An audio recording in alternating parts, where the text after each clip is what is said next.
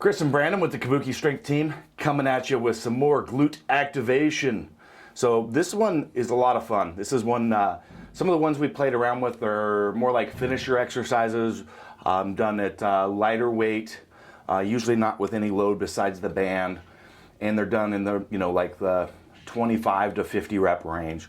So this one is a little bit of a, it's very similar to our stiff leg deadlift version, but also kind of a play on the stallion, so the seated squat where we're actually loading heavy, more of a max effort or assistance, heavy assistance exercise movement, where we're cueing with some RNT, the reactive neuromuscular, the glute activation.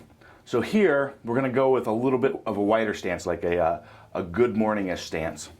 And Brandon's going to demonstrate it here in just a second, but he's going to bend over at the waist, kind of driving the hips back a little bit, with a slight unhinge in the knee, much like if you're doing a good morning. Yep. So he's going to shoot back. We're going to have that band on the waist kind of pulling him. Now we're going to put a pretty heavy load on a kettlebell to hang from there. So we've got a couple blocks set up here. When we're doing this in the gym, usually we actually just do it standing on a couple benches, because a lot of times we'll actually load, kettlebells may not be heavy enough, so we'll hang a bunch of chains through the center of the kettlebell to get that extra weight. So that can be a really useful tool. So we may end up with like a couple 100 pounds in there sometimes with a really heavy athlete, and that band is stretched way back. It should be something, when you get to set up, we've got a light one in here because we're in the studio and we don't want to rip stuff off the wall, but you should be having to use your whole body to lean up against it and actually then use the weight as a counterbalance to completing the movement. So Brandon, I'm going to step out of the image here a little bit and let you demonstrate.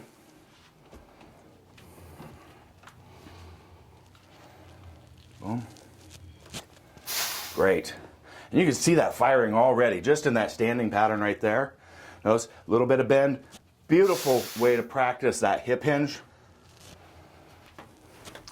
Note rigidity, nice neutral spine position. Automatically has the lats engaged because of the weight here, so it's great in that response. With the bigger athletes, you really want to watch this. Some of them will want to focus on getting too deep with the bell, and they'll roll into flexion. You want to have this, as Brandon told me earlier, spinal flexion, never seen it in my life. And you can tell from his movement here, he's locked in solid, so that's what we're looking for. And again, boom, huge firing through there. Rooted, yeah. Those feet, want to be thinking about those rooting concepts. Those advanced rooting concepts on this are going to come in really into play if you think about that, where we're driving down with that big toe, pushing out here, which is really going to fire up that chain. All right, you want to step down, Brandon? Yep. How are those glutes feeling? Oh, good. Yeah, you can definitely feel them working. Yep. This is an interesting exercise. It's a little bit different from our other banded hip movements because we're loaded in the front here, right? Mm-hmm. I feel like this would be really, really good for people who finish with an unhinged position in their deadlifts, like loose knees or whatever it might be. Because if just from doing that, if your knees aren't completely locked, you're just going to tip backwards. Absolutely, yeah. If you don't finish correctly, the weights are going to work against you and pull you back. We do these like 4 sets of 20. If you've got disc issues, you definitely don't want to be mixing this into your program until you've gone through full rehab, because this is you've got a fair bit. It's just like a good morning where you're going to be loading.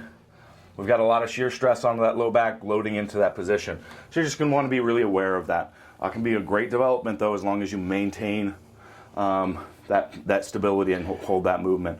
But 4 sets of 20 should absolutely murder you. You probably just want to start with like 2 sets of 20 until you can build up to that. Yeah.